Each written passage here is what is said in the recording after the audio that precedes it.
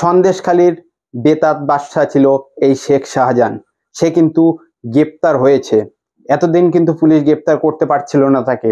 আজকে কিন্তু তাকে গ্রেপ্তার করেছে, আর আজকেই তাকে কোর্টে তোলা হয়েছিল। তাকে কিন্তু 10 দিন পুলিশি হেফাজতে দিয়েছে, এমনটাই কিন্তু আমরা জানতে পারছি।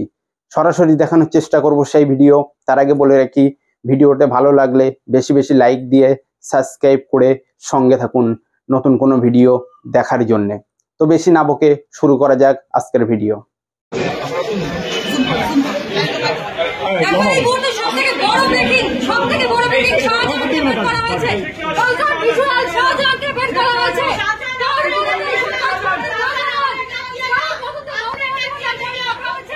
দেখা যাক 10 দিন পরে পুলিশ হেফাজত শেষ হলে তাকে আবার কোর্টে তোলা হবে। কোর্ট থেকে কি রায় হয় সেই দিকে নজর রাখুন, আর চ্যানেলটি সাবস্ক্রাইব করে সঙ্গে থাকুন।